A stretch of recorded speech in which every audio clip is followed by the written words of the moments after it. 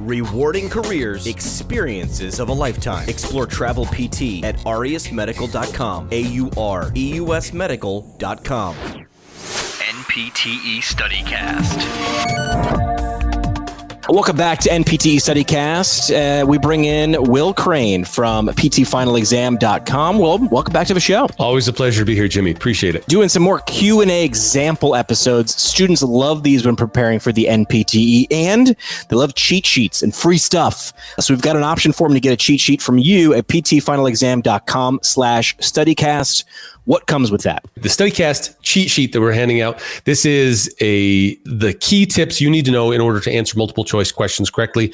Obviously, there's a ton we could go into. I mean, some people, clearly you can find books and books about study strategy, study questions. I try to distill that all down to a one-page cheat sheet just to give you a good idea of what to do as you go through each of these questions. And so, again, if it can become a part of your process and become automatic, then you stand higher chance of passing that NPT and getting the highest score possible. Love it. And we're going to go through one of those processes right now. And again, to get that cheat sheet, PTFinalExam.com/StudyCast.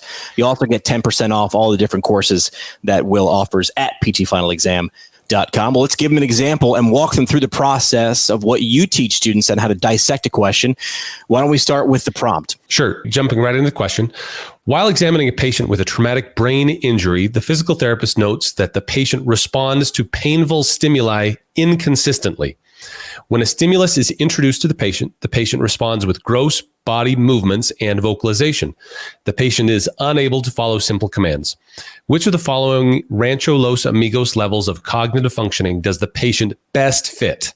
All right. So make sure, as always, we mentioned, make sure you're trying to answer the question that they're actually asking. So after you read the prompt, do you have students go back and really trying to parse out exactly what's being asked before you start going through the answer choices? Right. So I call this the Will Crane method. This is where you read the question once, getting at least some idea of what it's asking. Read the question twice, looking for the key bits of information. Now, you can either just make a mental list, you can highlight the text with your cursor, whatever it is, just to highlight the key bits of information. And then that final time you look at the question is just to make sure that you read that prompt correctly, asking which is the best fit, which is the least, which is the worst, most. They always bold and capitalize that keywords to make sure you're answering the right question. And again, that's to show you the NPTE, not there to trick you, it's there to test you. So with that prompt, let's go to the answer choices. And again, this is which of the following Rancho Los Amigos level of cognitive functioning does the patient best fit? Number 1, automatic and appropriate. Answer choice 2, confused and appropriate. Answer choice 3, generalized response. And answer choice number 4, localized response. A question like this can be intimidating because it asks you to identify the Rancho Los Amigos levels of cognitive functioning.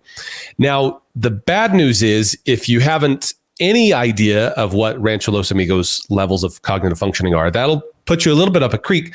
However, you can still look at the names of each of these levels and it will give you some idea of what we're looking at. So, for instance, we go back up to the question and the key information to identify is we've got a traumatic brain injury and we've got the patient responds to painful stimuli inconsistently. So we see a significant inconsistency. And then when the stimulus is introduced, the patient responds with gross body movements and vocalization. So you poke the patient and he groans and moves generally, but not specifically to where he was poked. So like sternal rub or anything trying to agitate the patient, you're not going to get a specific response, rather you're getting a general response. And so that's a huge key to identifying the key or the answer. So automatic and appropriate, this is a level 7 on the Rancho Los Amigos scale. It's characterized by routine robot-like daily routines. So it's very automatic, but it is appropriate. So they're just moving through in robot-like fashion. Number 2, confused and appropriate. This is where they can still complete the task, but it requires verbal input or instruction in order to complete.